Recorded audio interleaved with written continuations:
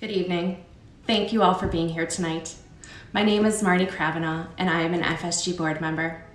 This evening, I have the distinct privilege to introduce to you one of my dear friends. Megan Greer is a fellow Glencoe resident. She is also a 40-year-old widow, a mom of 3 boys, a financial professional, and a first-hand observer of mental illness and the challenged mental health system. Megan is a firm believer in therapy, mindfulness, and breaking down the mental health stigma. She will share her insights into her unique experiences with grief and navigating the mental health system for herself, her children, and her husband. Without further ado, please welcome Megan. Take me out to the ball game.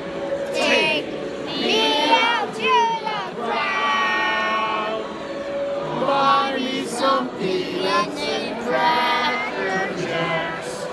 I don't care if I ever get that forest root for the copies. It's great, oh, and it's a shame. For it's 1, 2, 3 steps you're out at the old ball game.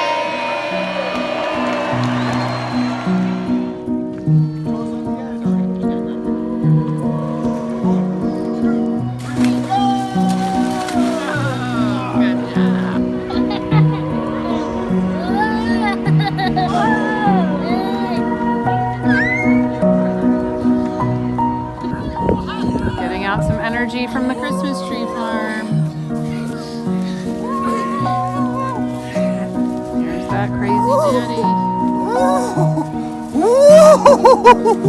Is that mommy?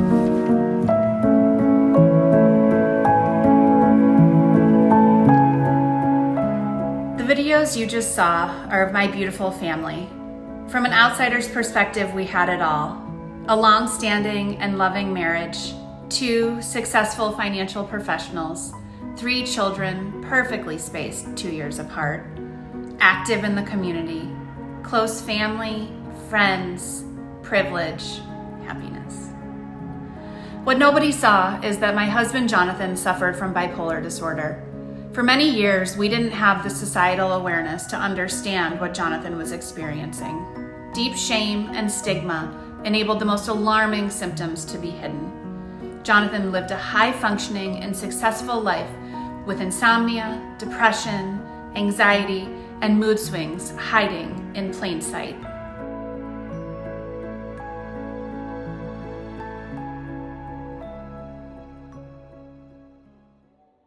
I knew things were getting increasingly more alarming when my once naturally energetic and social husband started having anxiety attacks at the suggestion of having dinner with his very oldest and best friends, or when his answer to the normal marriage question of, "How did you sleep?" was met with, "Not at all," for days on end. When we don't talk about mental illness and mental health challenges, there's no model for those suffering and for their loved ones to easily recognize the need for help. When there is no community with active role models of those successfully managing mental illness, the stigmas and shame only persist. Generally speaking, the thing about serious mental illness is that it gets worse if left untreated. Everything came to a head for my family in February 2019 when Jonathan had a manic episode, was hospitalized, and ultimately diagnosed with bipolar disorder. Witnessing the peak of his untreated and undiagnosed disorder was petrifying. Over the course of the next 5 months, with each other and mental health professionals, we worked so diligently to learn about Jonathan's disorder and best practices for treatment. We learned symptoms and triggers, in addition to agreed language that Jonathan could express what was happening on the inside so that I could have a clear plan of how to respond, support, and advocate. I will never forget frantically calling FSG on my way home from my first visit with Jonathan in the psychiatric unit, completely overwhelmed and terrified, asking for help with what to tell my 3 young children. FSG's clinicians talked me through strategies and provided such an amazing lifeline of support. The copy of The Bipolar Bears, a children's book explaining Jonathan's condition in the most simple terms, still sits on my son's bookshelf today. In early July of 2019, after several medication changes, Jonathan was beginning to feel strong and mentally stable, but with complaints of being unable to catch his breath. On July 19th, 2019, Jonathan died from a massive pulmonary embolism that caused cardiac arrest.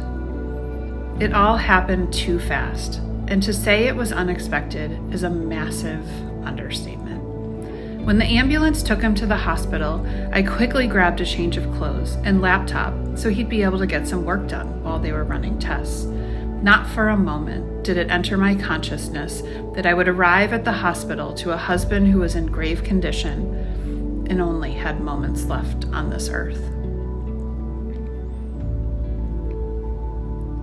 Immediately after Jonathan died, all of my energy was spent trying to survive each moment, to breathing in and out, to putting one foot in front of the other. I was the recipient of the most incredible amount of kindness, love, and support. Even with so many reaching out, the reality that I had just lost half of my household income and that my health insurance didn't cover mental health services hit hard. I was emotionally paralyzed by grief, worried about my children and their well-being, and did not know how I would handle financially supporting their new mental health needs, among everything else in my new upside-down world. It's easy to look around the North Shore and only see the privileged aplenty. It's easy to forget that sometimes everyone needs a hand. Without hesitation, FSG stepped up and worked with the boys immediately in a way that didn't add any financial burden or compounding stress. It was the most crucial lifeline that we needed at the time. To be honest, I'm not sure how I would have gotten through all of this without FSG and the people of Glencoe. It's now been almost 2 years since Jonathan's death, and the Glencoe community continues to amaze me, especially after this most challenging year. People still ask me a lot of questions, and how are the boys is generally at the top. Much of the work that we've done relates to language development to better help them express their feelings. Many of the most genuinely happy moments these days come from the talks that the boys and I are now able to have because of this work. It's such a joy for me to see how far they've come both socially and emotionally. We still take things day by day, but I see such improvements with their coping strategies and ability to communicate their feelings in a more constructive manner. We've become a very strong team, the four of us. Recently, Griffin, my 4th grader, told me he was feeling anxious, as he often does. That night, his anxiety stemmed from his concern about the NFL offseason and that he was really worried about the large number of Packers free agents and their ability to restructure deals to retain talent. Jackson, my kindergartner, came home from his first full day back at school, and I asked him if he had a good day. He responded, no, so I asked him why not. He responded, because I had a great day, Mommy, with a huge grin and a high energy that is pretty standard around here these days. I think we're doing just fine. It's the little wins, I tell myself.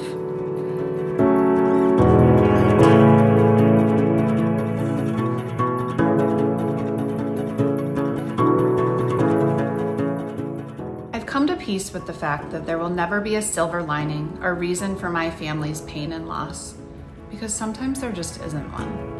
What I can do to keep Jonathan's legacy and spirit alive is to tell his story, to tell our story about living with mental illness. Without the support of Family Service of Glencoe and this community as a whole, I don't know how I would have braved this storm. We're all better, stronger, and more courageous when we have the support of those who lift us up. Together, we must work to expand our community understanding and access to help for those struggling with mental illness. We must tell our stories and provide active role models to chip away at the stigma surrounding mental illness in ways that cripple people and families. We must support incredible organizations like FSG and make it a point to lend a hand, lift someone up, or proactively help if you see someone struggling with mental illness.